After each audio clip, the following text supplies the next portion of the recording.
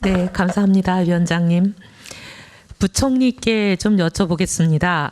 문재인 대통령의 공무원 증원 공약 규모는 새로 17만 4천 명을 뽑는 거죠, 임기 내에. 네, 그렇습니다. 예. 근데 여기에 자연 증가분이 포함이 되나요, 안 되나요? 순수한 재계획 숫자입니다. 네? 순수한 증원입니다. 순수한 증원이란 얘기는 자연 증가분은 포함이 안 되고 자연 증가분 외에 이만큼이 더 든다는 거죠. 자연 증가분이라는 게 아마 대통령 공약이 없었더라도 자연적으로 늘어나게 되어 있는 일자리를 얘기하는 거죠. 공무원 일자리. 예. 의원님, 제가 그 부분에 조금 자신이 없는데 우리 예산실장이 그 부분에 네. 저 짧게 그렇게 하십시오. 부탁드리겠습니다. 예, 짧게 부탁드립니다. 예, 지금 17만 4천 명은 자연증가분을 저희들이 한 7만 명으로 보고 있습니다. 그러니까 그 얘기는 17만 4천 명 더하기 자연 증가분이 늘어나는 거죠. 아닙니다. 17만 4천 명에 7만 명이 자연증가분으로. 그러면 공약을 그렇게 하면 안 되고 그러면 문재인 대통령의 공약은 10만 명이 되는 거죠. 자연 증가분이라는 건 대통령 공약이 없었더라도 증가하는 일자리를 얘기하는 거니까 대통령이 17만 4천 명을 늘리겠다고 공약하는 게 아닌 거죠. 지금보다 17만 4천 명이 순정 개념이니까요. 아니, 순증인데 자연 증가분이 들어가야 자연 증가분 외에 추가로 17만 4천 명을 공약한 걸로 국민들은 그렇게 이해하고 있습니다. 근데 지금 이제 정부가 말씀이 달라지셨네요.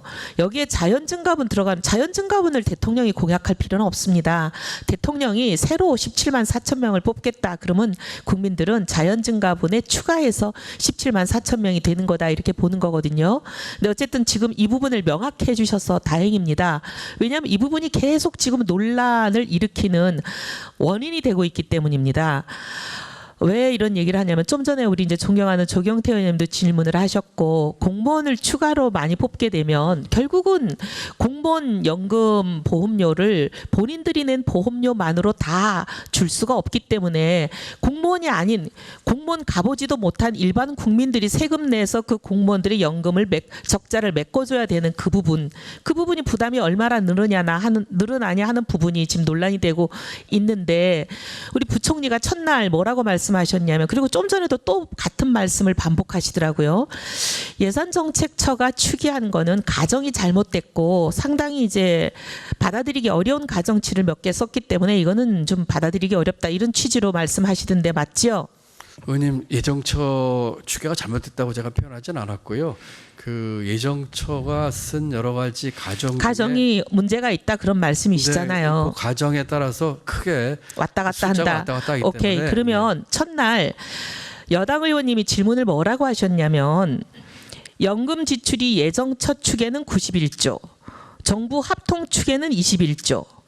이렇게 예정처가 정부 합동 추계한 것보다 4.4배나 뻥 튀겼다. 근데 이거는 황당한 가정을 잘못했기 때문이다. 라는 취지로 주장을 하시고 거기에 대한 답변을 요구하셨을 때 부총리는 긍정을 하셨어요. 그래서 제가 이제 오늘 이 질문을 드리는 겁니다. 이게 그 발언 자체가 잘못된 겁니다. 왜냐하면 예정처가 얘기하는 92조라는 거는 지금 이번에 새로 뽑는 공무원들 때문에 그 사람들이 나중에 퇴직하고 나서 받아갈 연금의 총액을 얘기하는 거예요.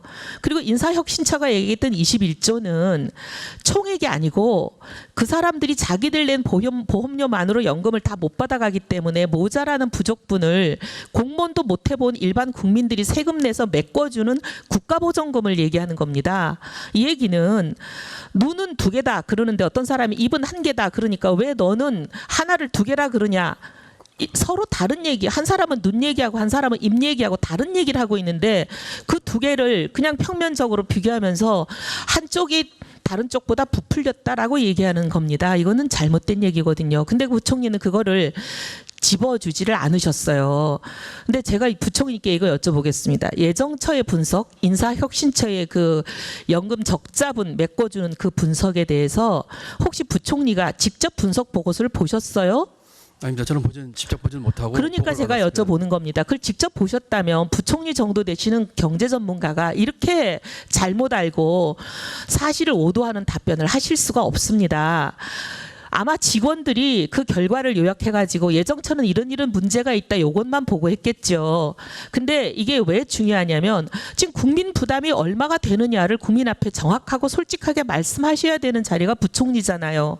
근데 그걸 말씀하셔야 되는 분이 분석 보고서를 면밀히 보지도 않으시고 그냥 직원들이 단편적으로 일부 사실을 과장해서 얘기하는 것만 들으시고 국회에 와서도 그렇게 얘기하시면 안 됩니다. 제가 이제 말씀을 드릴게요. 결론부터 말씀을 드리면 인사혁신처 추계는 맞고 예산정책처 추계는 틀렸다. 이렇게 말할 수가 없습니다. 제가 두 기관의 추계를 좀 자세히 비교해 보겠습니다. 화면이 좀 작지만 좀 봐주시길 부탁을 드리면 첫째, 추계 대상이 다릅니다. 굉장히 차이가 많이 나요. 인사혁신처는 10만 명만 추계 대상으로 했습니다. 지금 우리 예산실장이 그렇게 말씀하시는 거 보니까 왜 인사혁신처가 이렇게 얘기했는지 이제야 이해가 됩니다. 많은 국민들은 저 추계를 봤을 때 이해를 못했어요. 대통령은 17만 4천 명을 늘린다 그랬는데 왜 인사혁신처는 10만 명만 추계를 하느냐. 근데 지금 보니까 정부는 국민에겐 얘기 안 했지만 내부적으로는 실제 17만 4천 명 늘린다고 얘기하고 실제는 10만 명 늘리는 걸로 내부적인 얘기가 돼 있었네요. 국회 예산정책처의 추계는 추계 대상이 17만 명입니다. 대통령 공약 그대로. 그다음에 보수 상승률을 한번 보십시오. 어제 저 부분을 가지고 엊그제 총리가 문제를 삼으시더라고요. 근데 총리도 잘못 알고 계시는 거예요. 오늘 총리가 나오셨더라면 굉장히 좋았을 텐데 꼭 총리께 이걸 보고해 주십시오. 인사혁신처는 연도별 보수 상승률을 1.8%에서 4%까지 자기들 마음대로 적용을 해놓고는 어떻게 적용했는지는 밝히기를 거부하고 있어요. 좋습니다. 어쨌든 최고 4%까지 반영했다고 보고요. 국회예산정책처는 3.73%를 동일하게 적용을 했습니다. 근데 이게 과하고 황당한 가정이냐? 그렇게 말씀들 하시는데 2000년에서 2016년까지 명목 임금 평균 상승률이 5.15%인데 3.73한 게 과합니까? 그러진 않죠. 과하다고 볼 수는 없습니다. 그다음에 현재 가치와 저거는 불변 가격으로 계산하는 방법도 있고 현재 가치를 가지고 나중에 환산하는 방법도 있고 두 가지 방법을 다 씁니다. 제가 여기 국회 오기 전에 연금 추계를 생업으로 했기 때문에 저 부분에 대해서는 자신 있게 말할 수 있습니다. 저 방법이 잘못됐다고 말할 수가 없어요. 단지 방법이 다를 뿐. 그런데 문제는 이 두 가지 추계의 차이가 방식이 서로 틀리다거나 누가 잘못됐다거나 아니면 가정이 어느 한쪽이 황당하거나 이렇게 얘기할 수가 없고 실제 추계 결과는 거의 비슷합니다. 왜 그러냐? 아까 92조라는 거는 연금을 받아갈 총액인 거고 그다음에 인사혁신처가 얘기했던 21조라는 거는 모자라서 채워줘야 되는 부분입니다.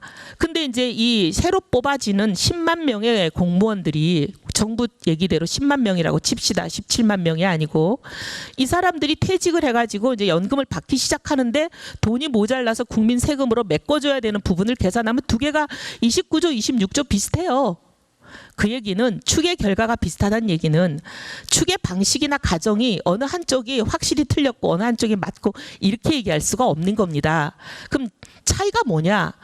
차이라는 거는요. 결국 공무원을 몇 명을 뽑느냐의 차이입니다. 규모, 증원 규모.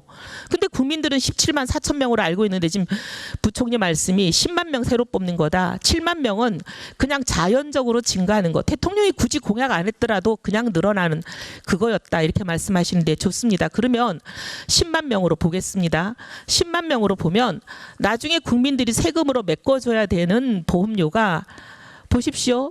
정부 추계만 해도 30조쯤 됩니다. 이 30조에 대한 부담을 국민한테 솔직하게 얘기하시라는 거예요. 왜냐하면 이번에 17,371명을 뽑고 앞으로 4년 내에도 더 뽑아서 17만 4천 명이 목표 아닙니까? 근데 그렇게 뽑으려면 이번에 예산안을 발표하시면서 정부는 뭐라 그랬냐면 공무원 17,000명 뽑는데 4천억밖에 안 든다 이렇게 얘기하셨어요. 4천억 갖고는 정말 턱도 없습니다. 총 얼마가 드는지 그다음에 공무원 인건비만이 아니라 인건비가 왜 과소 계상되는지는 제가 첫날 말씀드렸으니까 여기서 부연하지 않겠습니다.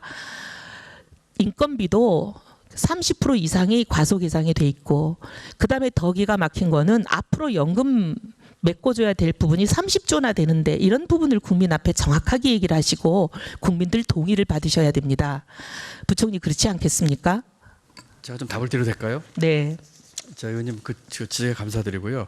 우선 17만 명 늘어나는 것과 10만 명 늘어나는 것에 대해서 공약을 그럼 10만 명으로 뭐 했었어야 되지 않느냐는 거에 대해서는 뭐 의원님 말씀도 일리가 있지만 아까 우리 예상실장이 답변한 것처럼 현재의 그 공무원 정원으로 생각했을 적에 어쨌든 간에 17만이 늘어나는 것입니다라고 얘기를 한 것입니다. 물론 그중에 7만 명은 자연 증가분입니다. 왜냐하면 이제 정년 퇴직하는 사람도 있고 뽑으니까요. 뭐 보시기에 따라서 뭐 어떻게 보실 수 있을지 모르겠습니다만 어쨌든 지금 기준으로 17만에 대한 얘기를 했다는 말씀을 드리고요.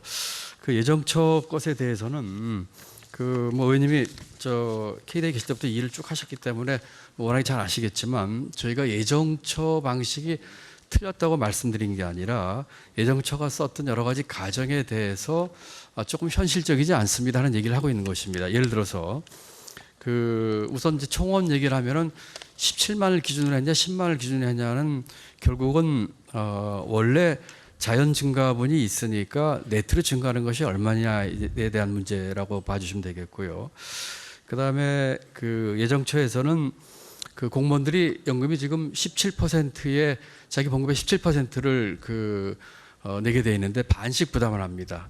정부가 반 부담하고 8.5%씩이죠. 공무원이 8.5% 부담하는데 예정처는 공무원이 자기가 부담하는 8.5%도 포함을 시켜서 계산했습니다. 그 돈이 적지가 않다는 말씀을 드리고요. 두 번째로 이제 보수 인상률 얘기인데요. 이 얘기도 지금 저희가 그 민간 임금 상승률 조건 방식을 할 것이냐 또는 예정처는 2000년부터 2016년 그냥 평균으로 그냥 때린 숫자인데 이 숫자에 대해서 저희가 조금 더 좀 봐야 되겠다 하는 얘기를 하고요. 그 다음에 이건 뭐 여러 번 얘기가 나왔습니다만은 그 예정처는 공무원이 30년 재직을 하고 9급으로 임명된 사람이 전원이 다 5급으로 퇴직하는 것을 가정을 했는데 공무원 평균 재직 기간이 26년이고 9급 임용자가 5급 이상으로 퇴직하는 경우가 28%에 불과합니다. 이러한 것들이 보기에는 작아 보이지만 상당히 큰 숫자로 이 수익폭이 큽니다. 그다음에 지금 이 연금 부담액이 지금 언제까지냐면 2080년까지거든요. 앞으로 거의 70년 가까운 기간 동안의 돈입니다. 그렇기 때문에 이 숫자가 글쎄요 어떻게 보여질지 모르겠습니다. 그 내용을 좀 같이 감안해 주시고요. 예를 들어서 지금 그 저희가 20년, 30년 뒤에 제가 지금 숫자를 찾지 못하고 있는데 정부의 총 지출 규모가 거의 3경까지 갈 걸로 제가 예상을 하고 있습니다. 뭐 이 숫자는 제가 다시 확인을 해드리겠습니다.